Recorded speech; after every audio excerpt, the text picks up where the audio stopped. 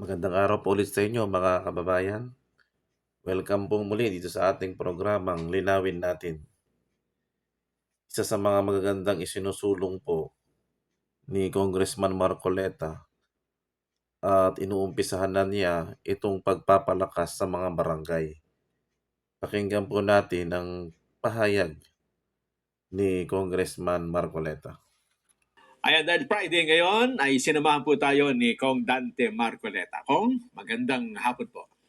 Magandang hapon po sa lahat ng ating mga taga-subaybay. Pasensya na po kayo at ako'y nahuli ng mga ilang minuto dahil galing po ako sa isang studio na kung saan ay tinutulungan po natin ang napakaraming barangay natin dito sa buong bansa. Lalong-lalo na po yung mga maliliit na barangay na wala naman pong kakayanan na itaguyod ang lahat ng pananagutan sa kanilang barangay.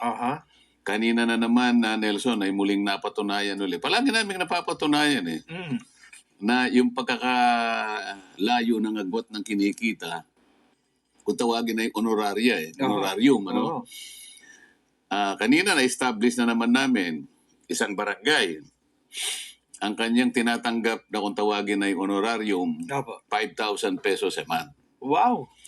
Samantalang yung yung isa na isang barangay sa Laguna, 30,000 pesos a month.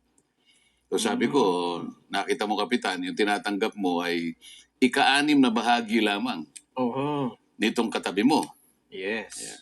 Merong 8,000, may 7,000, may 6,000. Yun ang pinipilit nating bigyan ng rationalization dahil sa hindi talaga makakapagbigay ng mabuting serbisyo pagkakulang-kulang talaga yung kanilang mga wherewithal. Kasi pinanggagalingan lang naman ng barangay kasi karaniwan ira O nata na ngayon ang tawag pagkatapos kung wala namang income yung barangay. Wala din. Yung iba maganda na nga yung malaki yung kanilang ira pagkatapos ay may income na tinatanggap sapagkat yung ekonomiya ay masigla sa kanilang lugar. Pero yung walang income at talagang nakatingala lang doon sa nata o ira na tinatanggap, nako, maniwala ka, kawawang-kawawa. Yun ang aming binibigyan ng pansin at tinaaral.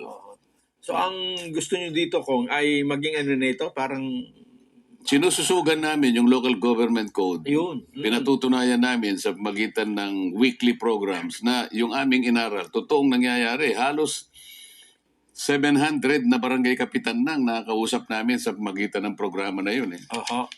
Naglatag kami ng panukalang batas na makakagawa naman tayo ng isang komisyon nilalagay natin bilang isang pagsusog sa local government code. Na ang tanging layunin niya, ang gawain niya ay mangalap ng mga pondo na yan ay pagsasama-samahin at yung komisyon na yun, siya ngayon ang magja-justify kung sino-sinong barangay ang dapat niyang i-prioritize pagka nakakalap ng karagdagang pondo para makapacitate. Medyo mapalakas natin kasi sabi ko nga kung 2% lang pala ng mga barangay natin sa kabuong Pilipinas ang nakatatayo sa sariling paa, talagang bigo yung layunin ng local government code. After 34 years, ganito pa rin ang kalagayan. Humaba po yung usapan, kaya ako po nahuli ng konti. Pero huli man daw, magaling, naihahabol din. Pinipilit pa rin habulin. Yun. Sana ay tulungan natin na maging senador si Marcoleta para maisakatuparan. Sana ay tulungan natin na maging senador si Marcoleta at maisakatuparan ang kanyang mga programa sa mga barangay.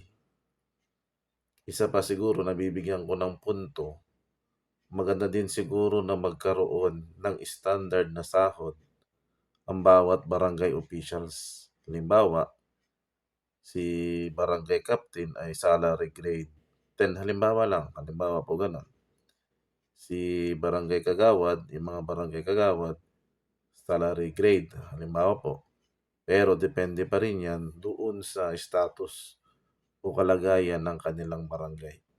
Para yung focus ng barangay officials dahil sapat naman yung kanyang sahod halimbawa, doon na lamang sa paglilingkod sa barangay. Sa mga hindi pa po nakakapag-subscribe dito sa ating channel, mag-subscribe po kayo mga kababayan. Maraming salamat po sa inyong pakikinig at panonood dito po sa ating programa.